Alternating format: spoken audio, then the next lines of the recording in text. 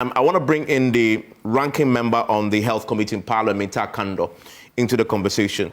Mr. Akandoh, I'm referring to a document that is already before Parliament, which is the budget. The Minister of Finance tried to account for the use of the COVID expenditure. There are 9 sources stated in that budget document. The Auditor General has audited 6 of those sources, so there are 3 outstanding. The Korea funding, that of Germany, and bits also from the BOG. Will your committee look into all 9 sources when you begin hearing? Thank you very much, Evans. Evans, I think that what the Auditor General has done is just the tip of the iceberg. Don't forget that these contradictions started coming not today.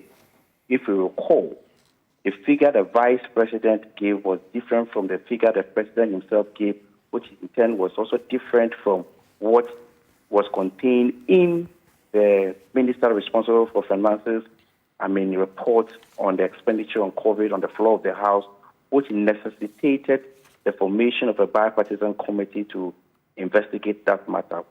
That figure is also different from what the Auditor General has also reported in his report. You have mentioned that of Korea and Germany, in fact, of which some components of these 2 sources were grants.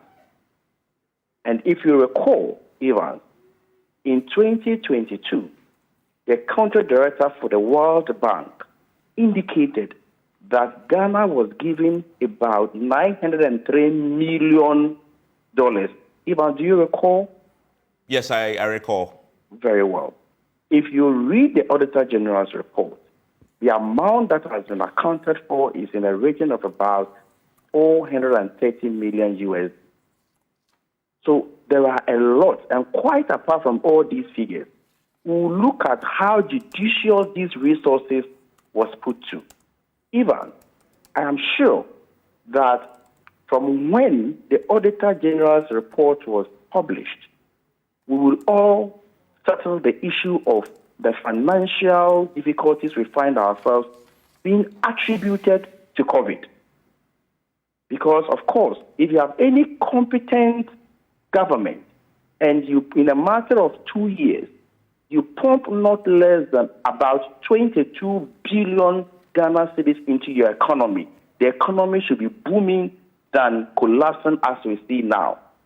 And so to the extent that COVID caused sicknesses, COVID killed somebody, it was a disaster. But to the extent that COVID brought us about 22 billion, I think that it pumped a lot into our economy that we shouldn't have been where we are at the moment. So when we sit on the 7th, we are going to look at the correlation between what they use the money for and its intended purpose.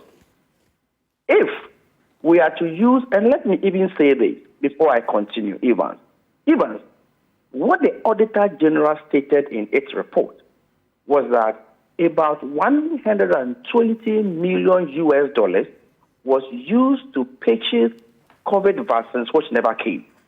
But what they didn't add is also that, per the records available to the Parliamentary Select Committee on Health, at that material time, other bilaterals had given us a lot of vaccines for which at the point we had in excess of 5 million doses. Some got expired. So we will have to, and you even recall the issue of Sputnik when the minister even said that he had not paid a farthing to the Sheikh. But later, it was revealed that they had paid some money. You understand? If you have given money for fumigation, the question is, how would fumigation contribute to the fight against COVID? If you have given money to SMEs, who and who benefited from these money that was done out? Evans, you and I know that there have been some audios, recordings circulating to the effect that there were MPP parliamentary candidates who have confessed that they were giving some amount of money, some constituencies were giving money, parliamentary candidates and what have you. But So you look into that too? why not? It is all part of the COVID expenditure. But that is not substantiated. That is a mere allegation. Well, so let the person appear before the committee and tell us it's an allegation.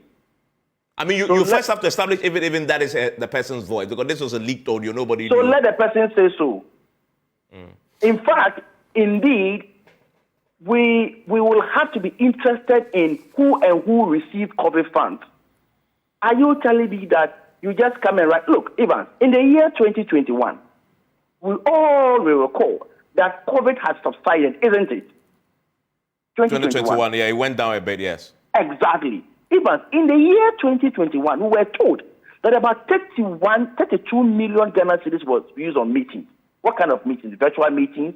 Because at the time, there was a ban on traveling outside. We have been told by this same report that we had given about 600,000 out of $4 million dollars for some ambulances. You and I know, and I sit on the health committee, the issue about ambulances is not to procure more ambulances, but the operationalization of the ambulances we have at the moment.